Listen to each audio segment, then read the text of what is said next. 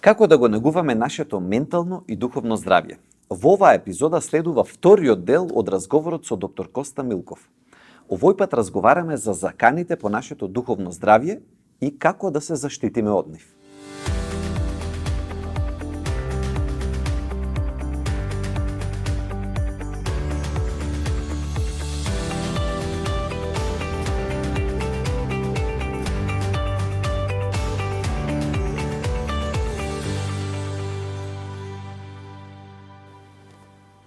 Ова е вториот дел од разговорот со доктор Коста Милков, председател и основач на Балканскиот институт за вера и култура. Најавивме дека сега ќе зборуваме за заканите по нашето духовно здравје. Сосема директно од почетокот, кои се тие најчести закани по нашето духовно здравје во денешницата? Во 21. век јас ги детектирам и ги сведувам на три, кои се потоа пошироки. Тоа се дистракцијата, општа дистракција и недостиг на внимание конкретно. Втората работа е радикалниот индивидуализам и третата работа е релативизацијата на се. Така, може ли сега една по една да навлеземе Се разбира. Дистракцијата во себе содржи еден елемент на тоа дека расеаност. Расеаност. Тоа би било еден одличен македонски збор.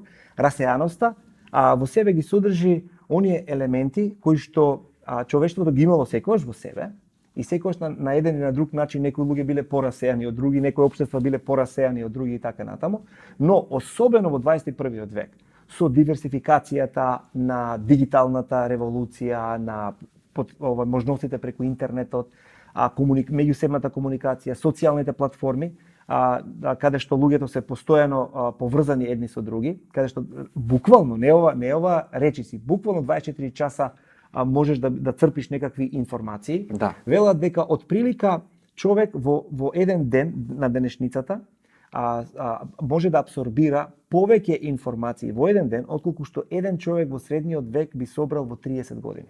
Тоа е значи разликата за која што да го замислиме тоа што значи за нашиот мозок и за плюс чувството дека нешто сме изгубиле.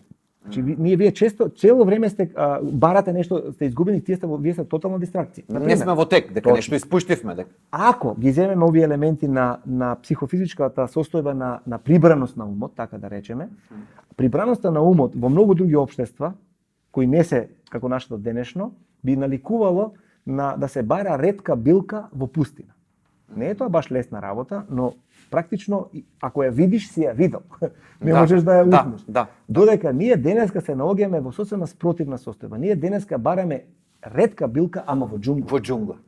И тука е таа дистракција. Луѓето цело време мислат дали за ова дрво, дали под оваа гранка, дали на овој ако нешто му кажам, ако тука не одговорам. И цело време има една споредба. И само споредба со другите. Има една линија на нотификации, кои постојано не бомбардираат и што и да правиме не вадат. И лажното искуство.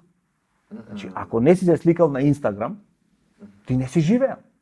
А тоа е веќе детектирано од Филип Рю во неговата книга Триумфот на терапевтското уште во 60-те години на 20 век, каде што вели влегуваме во фаза на човештвото на таква расеаност, каде што единствената работа која ќе не дефинира ќе биде дали сме искусиле нешто. Што ме води во вториот дел на мојот одговор по ова прашање, а тоа е радикалниот индивидуализам. Радикалниот индивидуализам значи дека апсолутно не постои никаква друга референтна точка на тоа да ни се каже нешто, авторитет, насока, смисла, етика, што сакате, а тоа да биде надвор од самата личност и незината волја по прашање на каква било одлука во животот. Тие можат да посочуваат на тоа човек да сака да биде и во општество, и во друштво, да соработува, меѓутоа тоа е само ако човекот го вреднува тоа. Ако некој не го вреднува, тогаш тоа е негова вистина, негово право и тој се затвара токму во еден таков радикален индивидуализам во кој што другите се прифатени да постојат само доколку се елемент кој на мене искуството ќе ми го збогатат, јас лично тоа нешто ќе извлечам. Како некоја употребна вредност само да. А назад не морам ништо да возвратам практично. И тој радикален индивидуализам, бидејќи ние не сме создадени така да постоиме, всушност не лаже и не истоштува и не уништува, но ние истовремено мислиме дека нешто сме добиле. Јас имам еден пример да дадам, често како во традиционалните времиња на далечниот Сибир се лови волк. Значи се става бодеж во големата зима, се попрскува малку крв од некакво животно на него и се остава да се смрзне.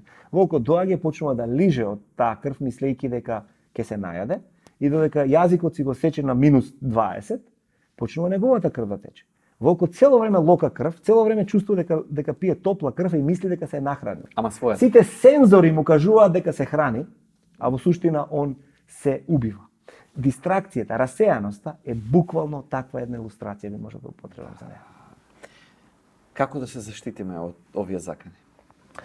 Па јас би рекол дека еден од најважните начини да се заштитиме од тоа е дека во денешниот свет сме дојдени во две крајности. Едната крајност е главата, рациото, рационалноста, и другата крајност е стомакот.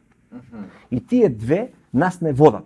Ако погледнете во денешницата, всушност тие два светогледа или тие две страсти најмногу водат. Рациото, рационалноста, никој мене ништо друго не смее да ми каже, јас сам секи си одлучам, и другото е стомакот. Пошто ме влеча стомакот, тоа е општа ова за сите апетити, така да ги кажам. Но нешто многу битно постои, и балем би требало да постои меѓу главата и меѓу стомакот, а тоа е нашиот граден кош, а во него има срце. И на него му е потребен значи еден толковен инструмент кој ќе толкува што се случува во главата и што се случува во стомакот. Тие двете работи се потребни, не ги исклучуваме, но им треба толковник. И тука е срцето. И сега што се случува? Срцето, според библиските гледишта, не е само оваа пумпа што чука во нас, туку го представува севкупното човечко битие. Колку повеќе вие се фокусирате на еден елемент, на една страст, на една суштина од нашиот живот, колку и таа да е добра, кога вие се фокусирате само на неа, тоа значи дисинтегрирање и растурање.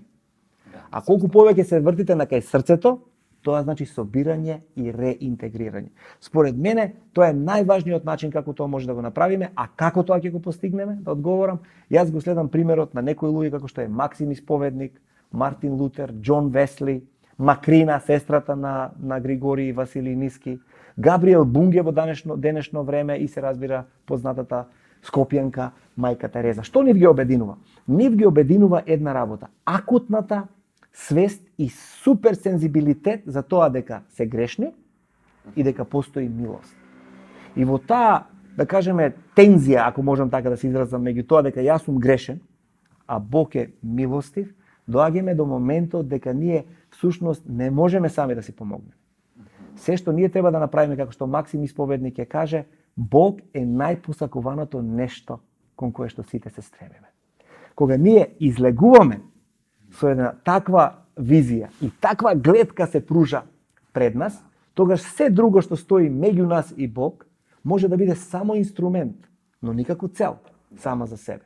И кога ние ќе сватиме дека сите овие нешта се само попатни епизоди, а не конечна цел, во тој случај ние ќе почнеме да го негуваме нашиот ментален, духовен, душевен, па и телесен, здравствен, така да кажеме, систем, од кој што зависи толку многу благосостојбата на севкупното општество. Тоа ли би го дале како некој, за крај вака, како некој совет за негување на личното духовно здравје? Дефинитивно. Двете работи. Од една страна да размислуваме за тоа дека сме ограничени, дека не можеме никако сами на себе да си помогнеме и затоа не мора со ништо да се тркаме. Ништо не сме изгубили, ни време, ни постигнувања, времето не прегазило, апсолутно ништо од тоа не важи, тогаш имаш вистински мир, а тој мир ќе почнеш да го негуваш и да го градиш, кога нема да се дисинтегрираш, кога нема да си расеан и кога во целост ќе се поврзеш со се околу тебе во љубов, но и со јасен идентитет при тоа, без да си се чувствуваш супериорно, ниту пак инфериорно, туку баш да си бидеш таман. Да. Многу ви благодарам, доктор Коста Милков. Имавме прекрасен разговор исто како и првиот и како што очекував. Во некоја наредна прилика повторно ќе дојдеме. Во секое време.